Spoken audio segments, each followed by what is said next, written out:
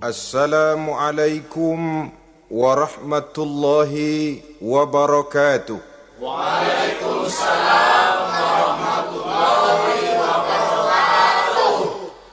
Alhamdulillahi wahdah, sadaqa wa'dah, wa nasara abdah, wa a'azza jundah. Wassalatu wassalamu ala man la nabiyya ba'dah. وعلى آله وصحبه ومواله لا حول ولا قوة إلا بالله أما بعد. Saudara-saudara kaum muslimin rahimakumullah, seperti kita maklum bahwa Allah Subhanahu wa taala menciptakan manusia dan jin untuk melaksanakan ibadah kepadanya.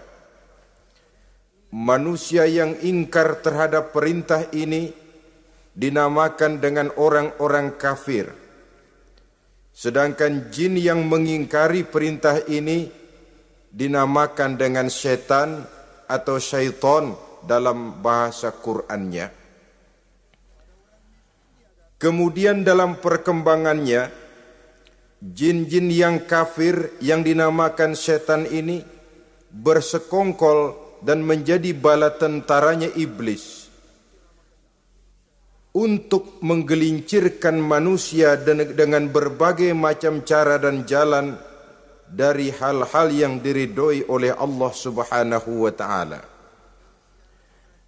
Adapun yang namanya iblis pada hakikatnya cuma satu saja, yaitu yang ingkar kepada perintah Allah untuk sujud kepada Nabi Adam alaihi salam. Iblis inilah kemudian yang menjadi sesepuh, raja, biang atau dedengkotnya para setan. Seluruhnya akan tunduk kepada komando iblis, akan taat dan setia kepada perintah iblis untuk mencari teman yang sebanyak-banyaknya guna menemani mereka di neraka nanti.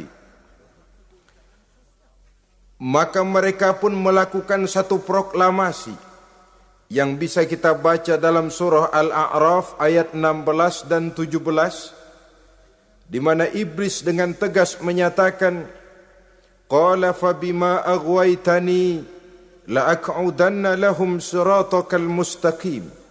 Wahai Allah, kata iblis, dari sebab engkau telah menghukum saya, dari sebab engkau telah mengusir saya dari sorga, maka saya berjanji akan menipu, akan menggelincirkan mereka, Adam dan keturunannya, dari jalanmu yang lurus. Apa jalan yang lurus? Tidak lain Islam ini. Dengan segala cara dan jalan, iblis dan bala tentaranya akan berusaha menggelincirkan manusia dari jalan yang lurus. Caranya bagaimana?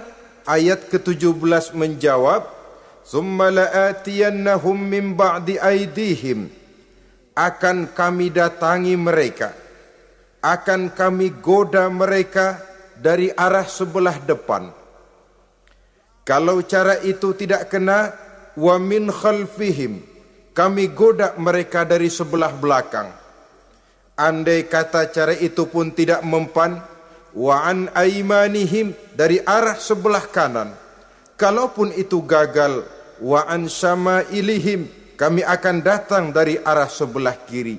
Pendeknya dari 4 penjuru angin, iblis dan seluruh bala tentaranya yang bernama setan belum akan puas sebelum kita tergelincir dari jalan yang lurus yang diridhoi oleh Allah Subhanahu wa taala.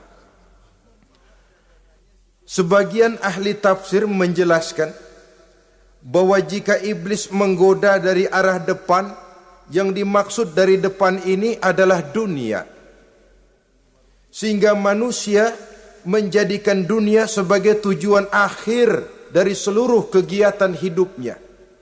Ia pergi pagi, pulang sore, peras keringat, banting tulang, tidak ada yang dikejar kecuali dunia dan cuma untuk kepentingan dunia. dunia yang membuat orang berpaling daripada akhirat, dunia yang membuat orang lupa kepada tujuan penciptaannya, maka dunia termasuk perangkap iblis. Apa isi dunia? Biasanya yang lazim itu 3 ta itu. Harta, tahta, wanita. Itu yang bikin orang jadi sibuk sampai lupa kepada tujuan penciptaannya. Untuk apa dia diciptakan oleh Allah. Ini wa'an min baini aidihim. Kami goda mereka dari arah depan dengan menyodorkan dunia dalam bentuk yang hijau ranau, dunia dalam bentuk yang manis sehingga mereka tenggelam di dalamnya lalu melupakan akhirat. Kalau cara itu juga tidak kena, wa min khalfihim, kami datang dari sebelah belakang. Kami lupakan mereka kepada akhirat. Itu mah urusan nanti bagaimana saja. Yang penting yang kita hadapi sekarang apa? Dunia. Akhirat kita belum tahu dan bahkan belum tentu ada. Yang sudah pasti saja kita garap. Melupakan akhirat. Wa an aimanihim, yang dimaksud dari arah sebelah kanan, iblis dan setan selalu menghalang-halangi manusia untuk berbuat kebaikan. Karena kanan adalah lambang kebajikan. Sedangkan an syama'ilihim, kiri adalah lambang kejahatan. Dicegahnya kita berbuat kebajikan dan dibisikannya kita untuk selalu melakukan kejahatan dan kemunkaran. Wala tajidu aktsarahum syakirin, dan akan kamu dapati sedikit sekali di antara manusia yang bersyukur atas nikmat yang telah engkau berikan kepada mereka. Ditanamkan rasa ingkar kepada nikmat. Jika kita tidak kufur iman, dibuatnya kufur nikmat. Mengeluh padahal hidup sudah serba cukup, merasa masih sangat kurang padahal orang lain sudah titik air liurnya melihat keadaan kita. Sedikit sekali di antara mereka yang pandai bersyukur kepada nikmat yang telah engkau berikan itu ya Allah. Jadi untuk ingkar nikmat, bisikan selalu datang dari iblis. Coba lihat itu, temanmu yang tidak pernah sholat rezekinya lancar, kamu berhenti saja sholat. Yang tidak pernah ke masjid pangkatnya naik terus, udah berhenti aja ke masjid. Atau setidak-tidaknya mengeluh dalam hati, Tuhan kayaknya tidak adil, kenapa saya rajin sholat kok rezeki seret bener.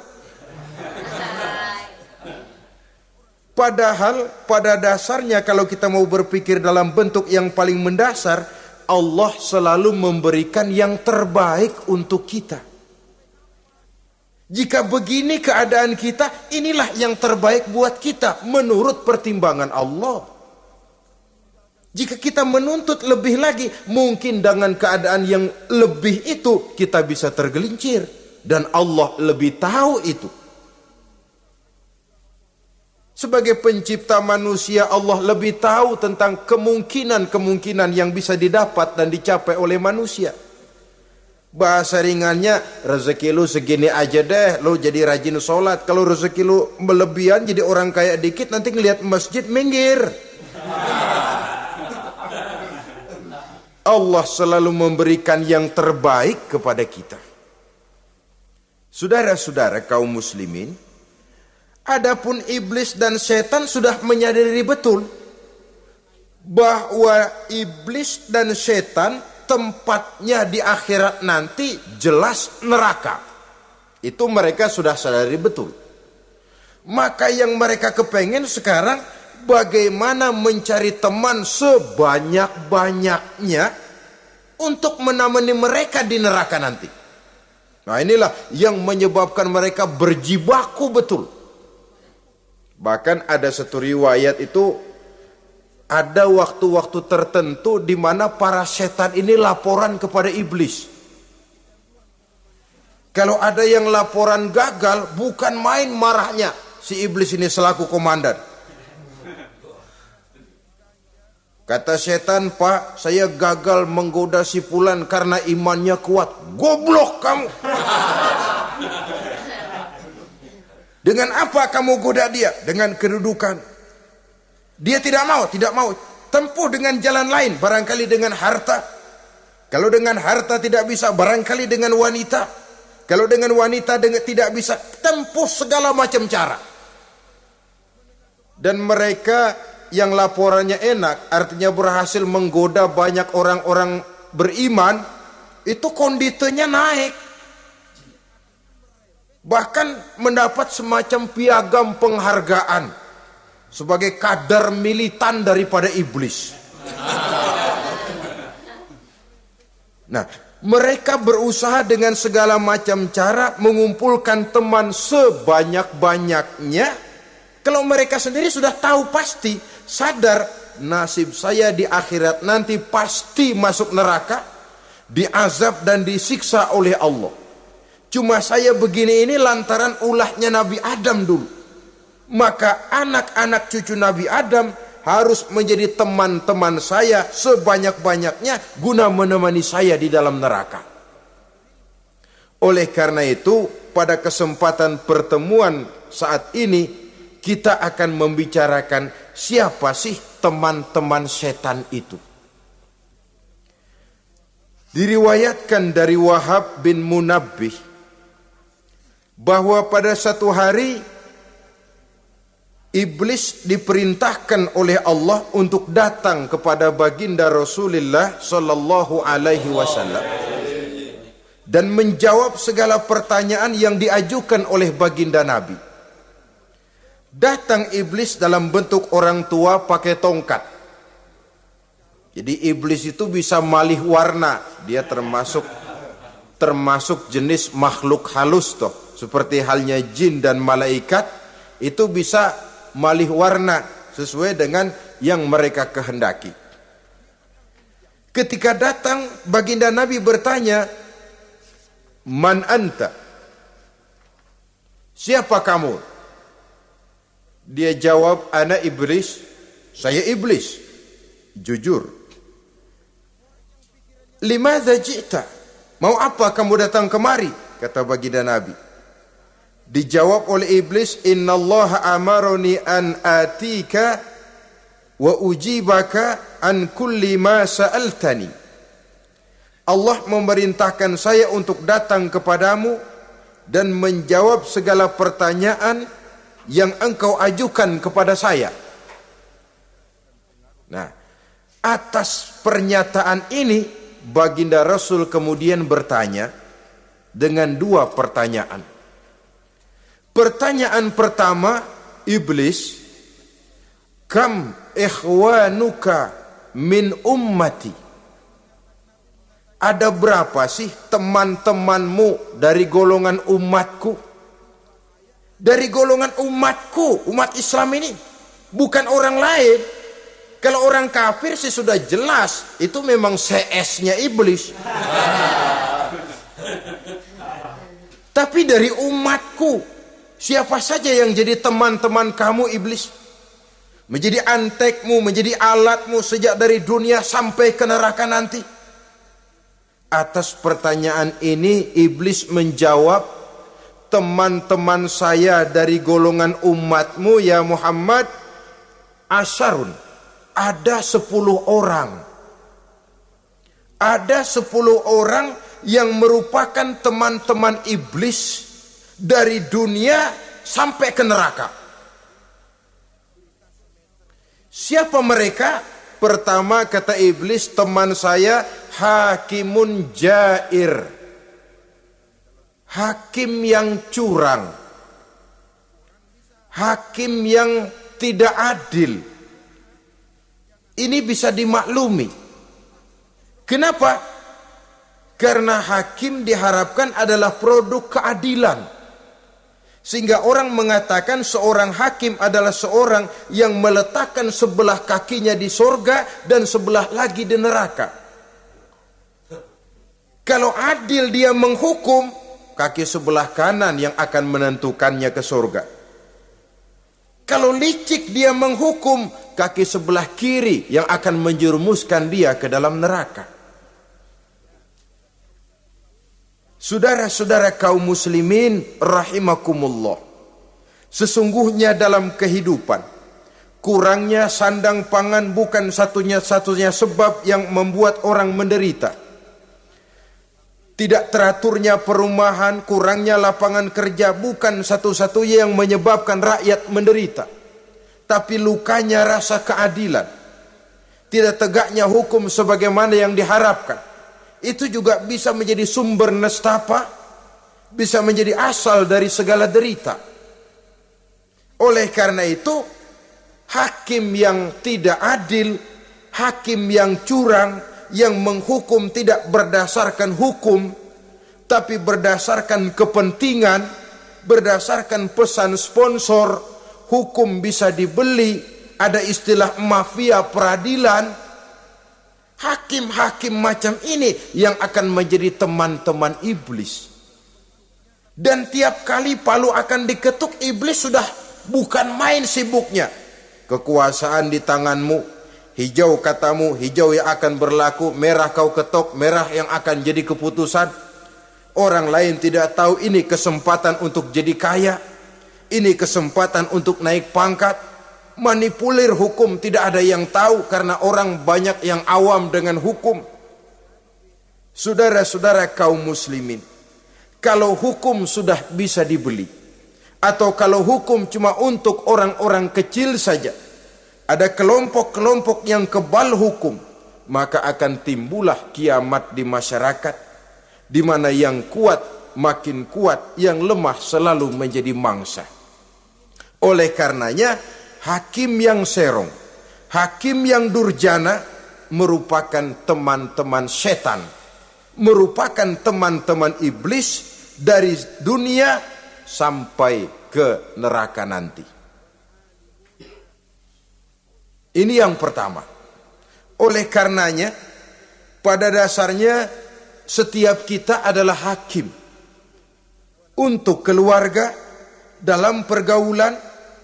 Hendaklah adil di dalam memutuskan segala sesuatu. Lebih-lebih hakim yang memang menjadi pengayom masyarakat. Bukankah lambang para hakim digambarkan dalam bentuk neraca yang berimbang? Tidak berat ke kiri, tidak juga berat ke kanan. Dalam arti objektif memberikan keputusan sesuai dengan hukum, sehingga masyarakat terlindungi. Dan hakim yang adil secara praktis adalah musuh daripada setan. Dimanapun setan dan iblis paling gak demen sama hakim yang adil. Itu merupakan musuh besar bagi setan. Yang menyalahkan yang salah, membenarkan yang benar. Walaupun yang salah orang besar, yang benar orang kecil. Dan kita memang oleh baginda Nabi diajarkan satu doa, Allahumma arinal haqqa haqqa warzuqna ittiba'ah. Ya Allah, perlihatkan kepada kami bahwa yang benar itu benar. Sebab sering kita lihat yang benar jadi tidak benar. Ini memerlukan kekuatan batin. Yang benar tampakkan kepada kami kebenarannya ya Allah. Sebab sekarang banyak ketidakbenaran yang dikamuflase. Banyak ketidakbenaran yang diberikan lipstick, sehingga kelihatannya menjadi benar. Ini baik doa ini saya pikir dibaca oleh para hakim. Allahumma arinal haqqa haqqa. Ya Allah, perlihatkan kepada saya bahwa yang benar itu benar. Dan tidak cuma sekedar itu, warzuqni ittiba'ah. Berikan kekuatan kepada saya untuk mengikuti kebenaran itu. Sebab kadang-kadang terjadi juga dia tahu yang benar itu benar, tapi tidak punya keberanian moral untuk mengatakan bahwa itu benar. Dia tahu itu barang yang hak, tapi tidak terpanggil mengikuti yang hak. Tidak punya kekuatan moral untuk mengikutinya. Lalu doa ini pun disambung, wa arinal batila batilan warzuqna ijtinabah. Wahai Allah, perlihatkan kepada kami bahwa yang batil adalah batil, bahwa yang salah adalah salah, bahwa yang munkar adalah munkar. Berikan kepada kami kekuatan untuk menjauhi yang munkar, yang batil, yang zalim. Saudara-saudara kaum muslimin rahimakumullah, Kita sering mencaci kaum pelacur sebagai sampah masyarakat. Tapi sadarkah kita bahwa pelacuran di bidang hukum, pelacuran di bidang intelektual, kadang-kadang pelacuran di bidang agama, dalam arti menjual ayat untuk membela yang salah dan menekan yang benar, ini juga tidak kalah bahayanya dengan prostitusi, pelacur-pelacur yang kita anggap sebagai sampah daripada kehidupan masyarakat itu. Oleh karenanya, maka hakim yang adil merupakan musuh utama daripada iblis dan setan. Mereka akan sibuk sekali kalau seorang hakim sudah berketetapan untuk melahirkan keputusan hukum yang seadil-adilnya. Ini yang pertama, teman setan adalah hakim yang nyeleweng, yang tidak adil. Yang kedua, teman saya, kata iblis, ghaniyun mutakabbir, orang kaya yang sombong. Orang kaya sombong itu teman setan. Orang miskin sombong itu lebih teman lagi tuh. Sebab ini sudah kelewatan. Kalau orang kaya sombong barangkali masih lumayan lah, memang kaya. Tapi kalau sudah miskin sombong, minta ampun. Orang kaya yang sombong adalah musuh iblis. Sebab pada hakikatnya tidak ada yang kaya dalam kehidupan ini kalau sudah bercermin kepada apa sih yang kita punya. Nabi Sulaiman karena merasa menguasai antara masyrik dan maghrib, satu hari pernah mohon izin kepada Allah. Ya Allah, saya mohon izin kepadamu untuk memberikan makan kepada seluruh makhluk-makhlukmu sekedar satu hari saja. Baik. Satu hari Nabi Sulaiman mau menjamin menanggung makannya semua makhluk. Karena merasa kaya. Baik, kata Allah. Lalu sibuklah Nabi Sulaiman mengadakan persiapan. Seluruh bala tentaranya, jin, binatang dikumpulkan, mengumpulkan makanan yang sebanyak-banyaknya, diatur di satu lapangan yang sangat luas. Sebab ini yang mau makan tentu tidak sedikit. Nah, sudah selesai persiapan, kata Allah, sudah selesai Sulaiman? Sudah, ya Allah. Nah, aku mulai dari makhlukku yang paling di bawah, ikan. Ikan Nun dipanggil oleh Allah. Rezekimu hari ini mau ditanggung Sulaiman. Naik, makan. Naik ikan ini. Sekali makan seluruh persiapan habis. Goleng kepala Nabi Sulaiman, beliau sadar lalu sujud, maha kaya engkau ya Allah. Boro-boro nanggung makanan semua makhluk hidup sehari, ikan satu enggak keurusan. Ini baru sekali makan, bagaimana nambahnya? Jadi apa sih yang kita anggap kaya ini? Maka orang kaya yang sombong pada hakikatnya kacang yang lupa akan kulitnya. Tidak ada yang kita bawa pada saat kita terlahir ke alam ini. Sebagaimana juga tidak ada yang kita bawa pada saat kita meninggalkan alam ini. Harta kita akan pindah nama. Sebab itu yang perlu kita jaga pada hakikatnya tidak lain nilai-nilai iman. Sebab ini yang akan kita bawa. Cuma ironinya, karena iman itu abstrak, bukan benda. Orang yang kehilangan iman tidak pernah ribut. Sebaliknya karena harta itu materi, benda konkret, orang yang kehilangan harta cepat merasa, cepat ribut. Motor hilang, ribut. Kenapa? Motor itu benda, kelihatan. Duit hilang, ribut. Televisi hilang, ribut. Kenapa? Benda. Tapi kalau iman yang hilang, wah kelihatannya tenang-tenang saja, Pak.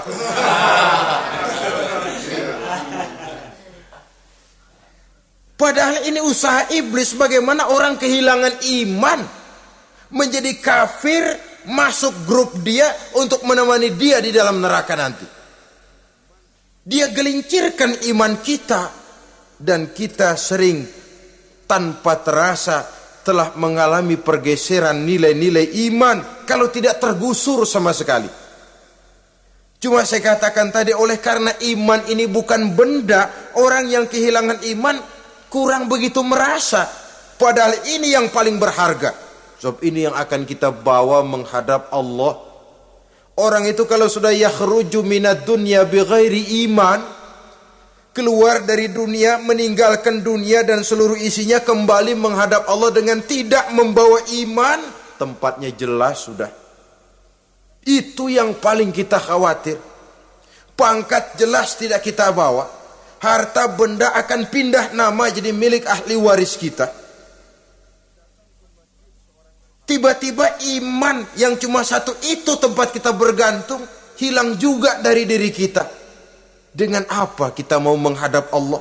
Dan kemalangan apa yang lebih besar dari orang-orang yang telah kehilangan iman pada saat dia menghadap Allah Subhanahu wa ta'ala.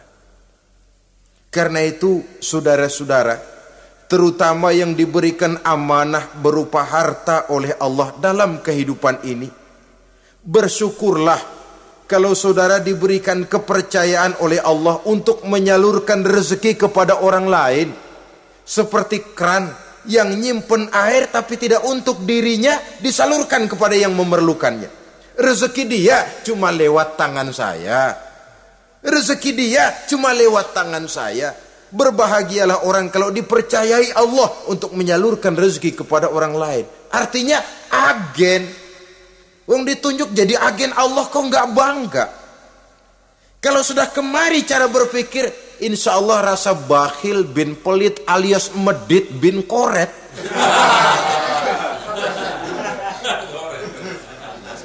Itu insya Allah nggak ada. Kan kadang kita berpikir, yang nyari duit gue setengah mati, lu datang-datang mau minta aja pala lu. Kan itu toh kadang-kadang cara kita berpikir. Ya boleh jadi lalu terasa berat. Tapi kalau kembali kepada kesadaran, barangkali alhamdulillah rezeki dia cuma lewat tangan saya. Kalau saya nggak ngasih dia, barangkali nggak semudah ini saya dapat rezeki. Allah mudahkan rezeki saya karena saya sering membantu orang-orang yang memang memerlukannya. Andai kata saya nggak membantu mereka, belum tentu rezeki selancar ini. Tidak lalu enak aja, peras keringat gua banting tulang, pergi pagi pulang sore, lu datang-datang nada aja. Berbahagialah orang jikalau sekali lagi dia dijadikan agen oleh Allah untuk menyalurkan rezeki kepada mereka yang memang memerlukannya. Kalau tidak ke arah itu kita berpikir, yang timbul bakhil. Bakhil lalu bermegah-megah dengan hartanya, timbul kesombongan. Senang lihat orang susah, lalu dia sendiri dengan hartanya cuma to show only, pameran. Lewat di kampung, senang kalau orang melotot, lihat mobilnya yang serba mengkilap, sepatunya yang serba mahal. Senang kalau, wah, semua gaya hidupnya serba jet set, wah.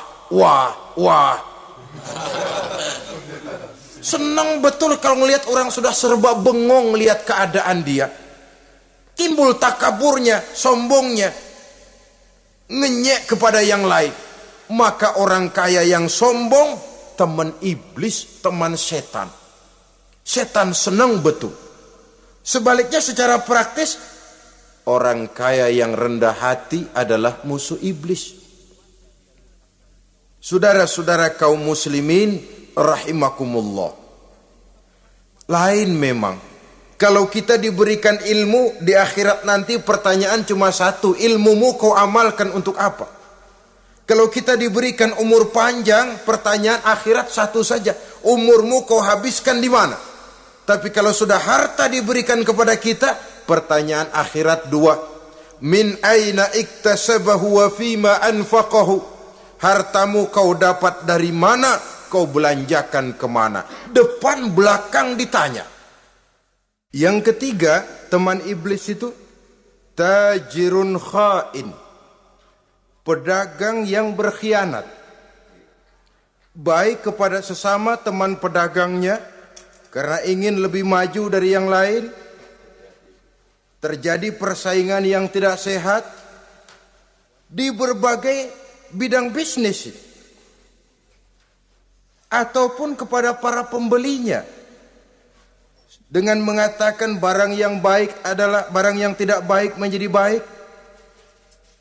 Sebab pada dasarnya apabila kaum pengusaha sudah berkhianat, akan timbul kegoncangan ekonomi. Dan kegoncangan ekonomi dampaknya adalah melahirkan kelas-kelas kemiskinan. Kemiskinan merupakan satu perangkap iblis. Biasanya orang kalau udah melarat udah dekat banget sama kafir. Kalau tidak dilatar belakangi oleh nilai iman yang kuat. Udah melarat, udah dekat benar dah sama kafir. Apalagi iblis ini menggodanya pandai dia. Kepada orang miskin dia datang dengan bujukan materi. Kepada yang cukup hartanya dia datang dengan bisikan lain. Pendeknya iblis dan setan itu kalau ibarat tukang joget, dia ngerti betul irama kendang.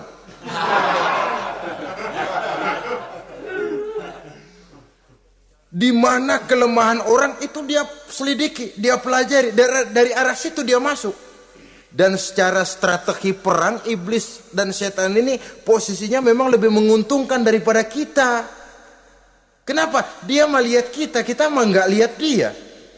Dia bisa pelajari kebiasaan dan kecenderungan kita. Kita nggak tahu kadang-kadang kelemahan kita.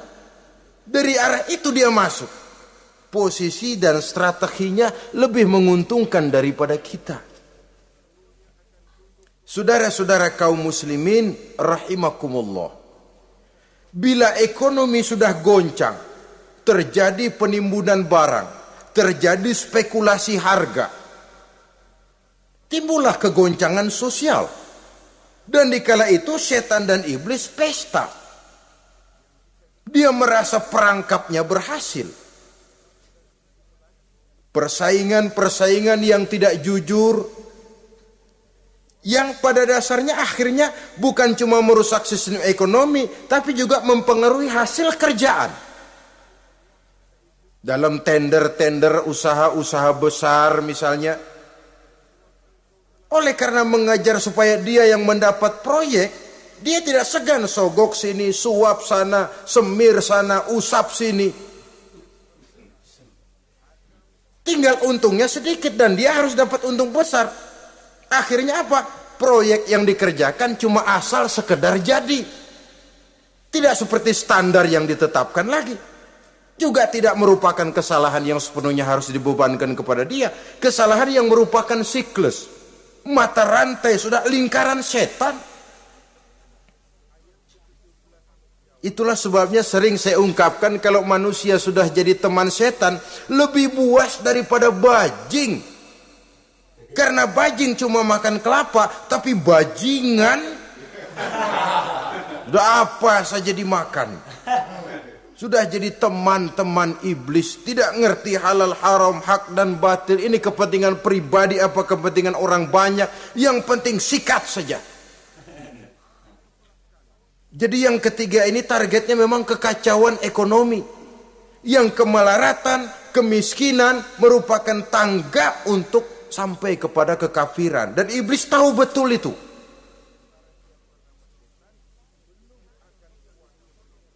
Lain misalnya contoh yang diberikan oleh Rasul. Rasul kan pernah dagang di kala remaja itu. Membawa dagangannya Siti Khadijah. Kain. Beliau dagang kain. Berapa kain ini? Oh, kalau ini Saya ambil dari Ibu Khadijah 25 rupiah. Saudara mau beli saya berapa terserah asal saya ada untungnya. Dan kalau modalnya 25, betul-betul beliau bilang 25. Jujur. Kita kan enggak, udah bohong campur sumpah lagi.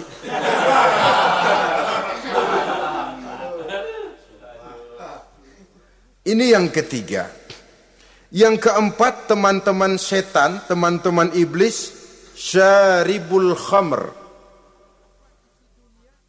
Orang yang minum arak, pemabuk, itu teman setan.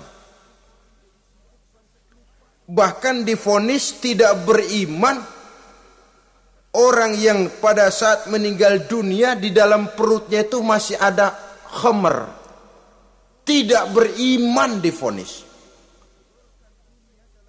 Jadi dalam satu pesta di mana disediakan minuman-minuman keras, iblis itu sudah masang perangkap. Dan bila minuman itu dihampiri orang, dia mulai senang, wajahnya berseri-seri. Kalau minuman dituang ke gelas, dia tepuk tangan. Bila minuman mulai mengalir ke tenggorokan, dia jijimprakan iblis. Girang bukan main.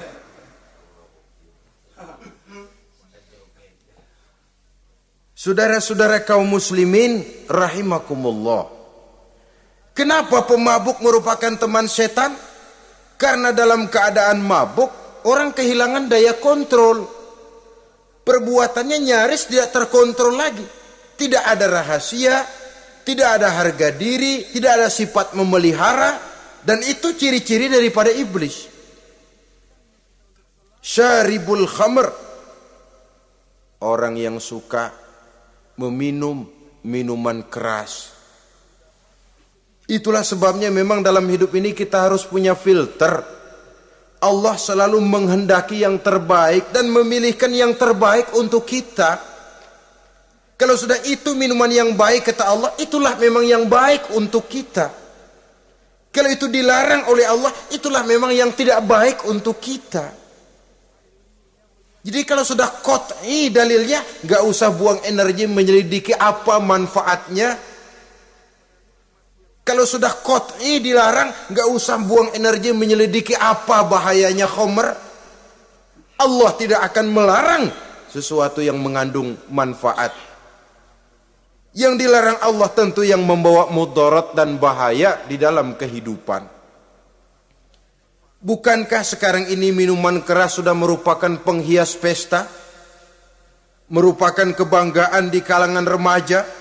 Termasuk dalam kata khamr ini ya morfin, ganja, narkotik, dan yang sejenis dengan itu. Orang sudah merasa bangga kalau sudah fly to the sky. Membumbung ke angkasa, katanya dunia ini luas, lupa segala macam persoalan. Tapi sampai kapan? Sampai kapan orang merasa membumbung? Sampai kapan orang merasa bisa meninggalkan segala persoalan? Sampai mabuknya selesai? Ya kalau gitu mabuk aja terus. Lalu apa artinya kehidupan ini? Mabuk kan gak ngerugiin orang lain. Kalau saya nyolong kan ngerugiin orang lain. Kalau saya korupsi ngerugiin orang lain. Kalau saya zina jelas ada orang lain yang dirugikan. Tapi minum khamar, siapa yang rugi? Uang-uang saya. Saya beli dengan uang saya. Yang minum pun saya. Siapa yang rugi? Saudara, ini pemikiran sepihak namanya. Pertama jelas merugikan diri sendiri. Kesehatan terganggu, pertumbuhan IQ, ya, daya pikir jadi jumud bin beku. Tidak ada idealisme ke arah depan. Yang ada ya, yang dipikirkan ya, yang di depan hidungnya saja. Dan konon itu pada mulanya memang orang kan sifatnya cuma ingin tahu. Nyobain ketagihan. Ya kalau orang tuanya masuk golongan have, mampu. Ya, kalau orang tuanya termasuk ekonomi lemah, sedangkan kecanduan hal yang tidak bisa ditangguhkan. Orang yang sudah kecanduan minuman keras, Sekali dia tidak minum, sudah bukan main rasanya. Orang yang sudah biasa minum ganja, morfin, narkotik, satu kali dia tidak bertemu itu, sudah nggak keruan rasa. Orang tuanya tidak mampu, kenapa lalu nggak ngelamun yang negatif? Ya kalau dia keluarga have, orang tuanya masih ngelarang, dia bisa jual hal lain di rumahnya yang ada harganya. Tip dek kah itu, video kah itu, mobil kah digade dulu.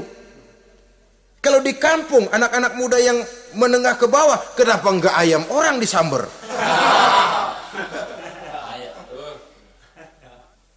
Terjadilah perbuatan negatif yang akhirnya merembet kepada merugikan orang lain.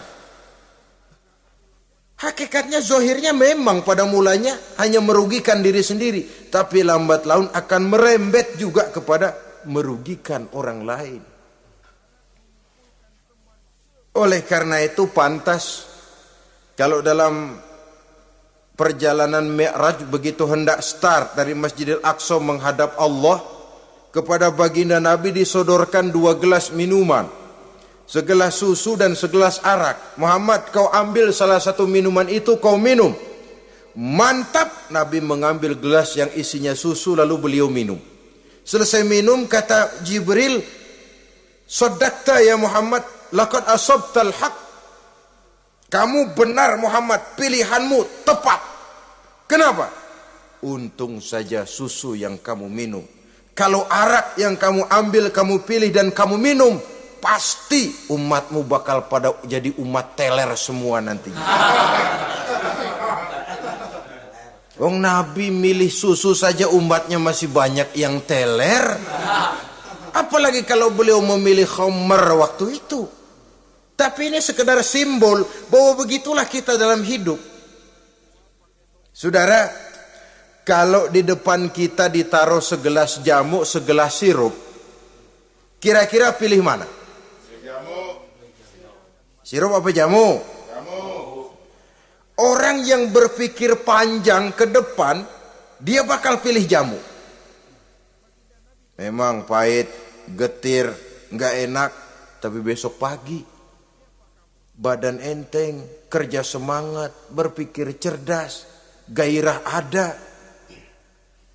Orang yang pikirannya pendek, ngapain jamu getir nih, sirup nih, manis ini. Dia minum, bukan main manisnya, besok pagi bibir pada jontor. Begitulah dalam kehidupan ini. Maka hendaknya kita berusaha dengan sekuat kemampuan untuk menghindarkan diri dari minuman keras dan pengaruh-pengaruhnya. Yang kelima, teman iblis itu al-qattat, tukang-tukang fitnah. Itu suling iblis itu, trompet setan. Sebab apa? Benar kalau Quran mengatakan, Nabi mengatakan al-fitnatu asyaddu minal qatli. Fitnah lebih bahaya dari pembunuhan. Sebab apa? Pembunuhan membunuh orang secara langsung. Fitnah membunuh orang pelan-pelan. Kalau mati mau mendingan cepat daripada pelan-pelan. Pelan-pelan mati, cepat mati enakan cepat, nggak ngerasain sakit. Fitnah membunuh orang pelan-pelan. Nama baik orang hancur, dicoreng-moreng di tengah masyarakat. Maka tukang-tukang fitnah, teman-teman setan dari dunia sampai ke neraka nanti. Karena fitnah lebih bahaya daripada pembunuhan. Mengada-ada yang tidak ada diada-adakan, fitnah. Melebih-lebih, berita semeter jadi 3 meter, yang 2 meter. Ya kalau positif, kalau negatif, fitnah. Memang orang bilang kalau kita nitip duit jangan harap lebih, kurang bisa. Tapi kalau nitip omongan jangan harap kurang, pas saja sudah untung itu. Biasanya lebih, namanya omongan. 1 meter jadi 2 meter, 2 meter jadi 3 meter. Itu sifat dari yang namanya omongan. Kita kirim uang, udah gak bakalan lebih dah. Ini nitip uang sama saya 50.000, tambahin 10.000, langka yang berpikir begitu. Kurang malah bisa, enak aja nitip, gua kan kemarin pakai ongkos. Hitung transport misalnya. Tapi kalau sudah nitip omongan, pas saja sudah untung loh. Biasanya malah lebih. Fitnah pernah melanda Nabi Zakaria. Fitnah pernah melanda Habil dan Qabil. Fitnah pernah melanda Nabi Ibrahim. Fitnah bahkan pernah melanda kehidupan baginda Rasulullah sallallahu alaihi wasallam. Dalam peristiwa yang lazim kita kenal dengan hadisul ifki, bagaimana gosip pun sempat mengguncang rumah tangga kehidupan baginda Nabi. Sehingga pantas kalau beliau sendiri mengatakan al-fitnatu asyaddu minal qatli. Fitnah itu lebih bahaya daripada pembunuhan, karena fitnah membunuh orang secara pelan-pelan. Saudara-saudara kaum muslimin rahimakumullah. Lidah tidak bertulang. Soghirul jirmi azimul jurmi. Kecil bentuknya tapi besar akibatnya. Kalau kita luka karena silet 2-3 hari boleh sembuh. Tapi luka karena lidah seumur hidup kita ingat. Asal lihat orangnya ingat, nih dia nih yang ngomong kagak enak banget, gua tandain dah.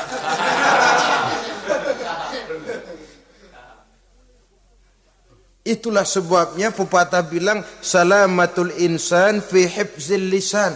Orang akan selamat jikalau dia pandai menjaga lidahnya. Saudara-saudara kaum muslimin, yang keenam, teman setan sahibur riya. Orang yang riya, beramal cuma to show only, supaya ingin dipuji orang, ingin dilihat orang. Riya namanya. Tidak ada ikhlas. Sebab kata Imam Ghazali, an-nasu kulluhum niyamun illal alimun, wal alimuna an-nasu kulluhum mauta illal alimun, wal alimuna niyamun illal amilun, wal amiluna mughtarruna illal mukhlisun. Manusia itu pada hakikatnya mati kecuali orang alim. Orang alim sekalipun hidup hakikatnya adalah tidur, kecuali orang yang mengamalkan ilmunya. Dan orang yang mengamalkan ilmunya banyak yang tertipu, kecuali orang yang ikhlas. Tepat ini fatwa Imam Ghazali. Manusia hakikatnya tidur kecuali orang yang alim. Orang yang alim walaupun hidup tapi tidur. Hidup tidur, ya nggak bisa berbuat banyak kecuali orang yang mengamalkan ilmunya. Dan orang yang mengamalkan ilmunya banyak yang tertipu kecuali yang ikhlas. Jadi kalau amal itu adalah jasad, ikhlas itu adalah ruh. Amal tanpa ikhlas patung. Patung tidak bisa berkembang, tidak bisa berbuat banyak, namanya patung. Itu amal tanpa ikhlas. Ini termasuk penyakit batin toh, ikhlas, riya, ujub, sum'ah, penyakit kepengen didengar orang, penyakit kepengen dilihat orang. Wah, kalau sembayangnya dilihat orang mantap betul, kayak besok mau mati. Tapi kalau sudah sembayang nggak dilihat orang, wah kilat khusus, cepat bukan main. Riya. Ini yang menghancurkan amal ini nggak terasa. Sifat kita sendiri. Riya ini menggeragoti amal. Sebagaimana api menggeragoti kayu bakar.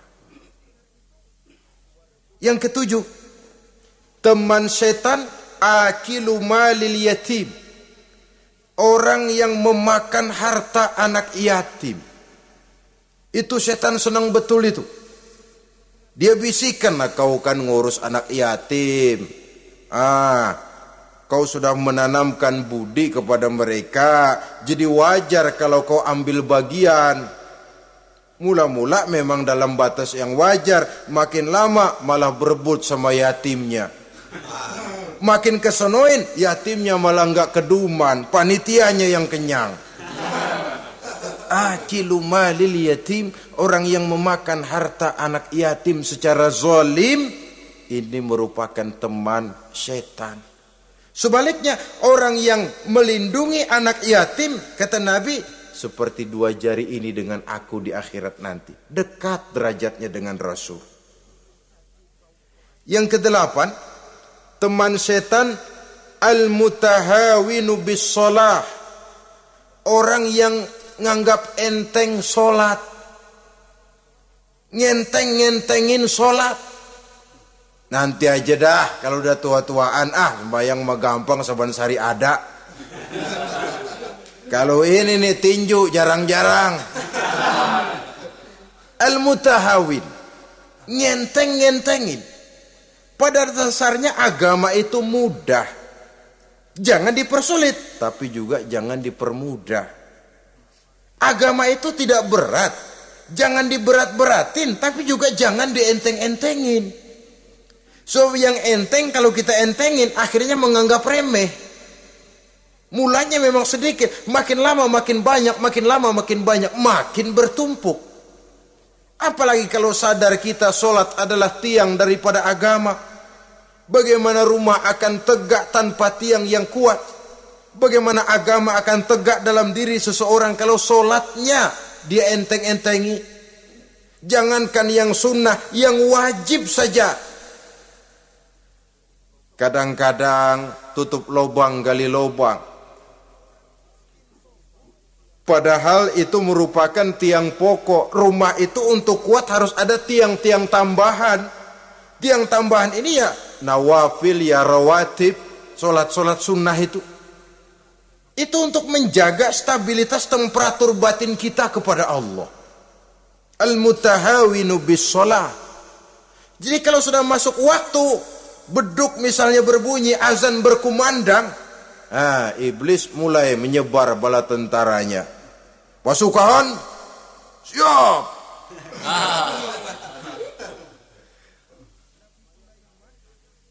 Kama yang dagang dia bisikin, sedang enaknya lu dagang, pembeli lagi banyak-banyak, sembahyang mah ada besok. Sama yang kerja, jangan ditinggal, ini kerjaan tanggung, sembahyang masih ada besok. Saudara-saudara kaum muslimin rahimakumullah.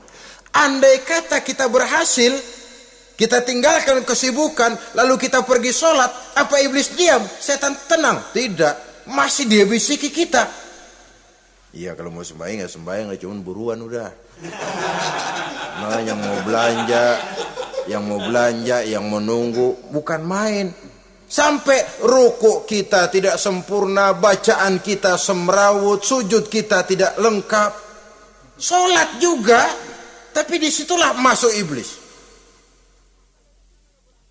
Atau kalau itu kita berhasil cegah, ruku tertib, ada tumakninah, sujud bagus, iblis masuk lagi. Wah, memang sembahyang kamu mantap. Orang lain gak ada yang sembahyang kayak kamu. Yang timbul apa? Ujub. Sombong kepada diri sendiri. Begitu rapi sembahyang, lu ya pada kagak sembahyang, apaan lu? Gua nih. Itu sudah perangkap iblis. Jadi lewat segala macam cara dan jalan, kepada yang ibadahnya bagus ditanamkan rasa ujub. Kepada yang mau berusaha bagus ditanamkan sifat was-was, buru-buru. Saudara-saudara kaum muslimin, ini yang ke-8. Yang ke-9, mani'uz zakah. Orang yang enggan membayar zakat itu teman setan. Gak ada urusan sama zakat. Sayang-sayang harta dizakatin. Saudara-saudara, padahal zakat itu kata Nabi, zakku amwalakum biz zakat. Bersihkan hartamu dengan zakat. Jadi barangkali bercampur harta itu dengan sedikit yang tidak baik, bercampur dengan yang kotor. Zakat itu membersihkan yang lain.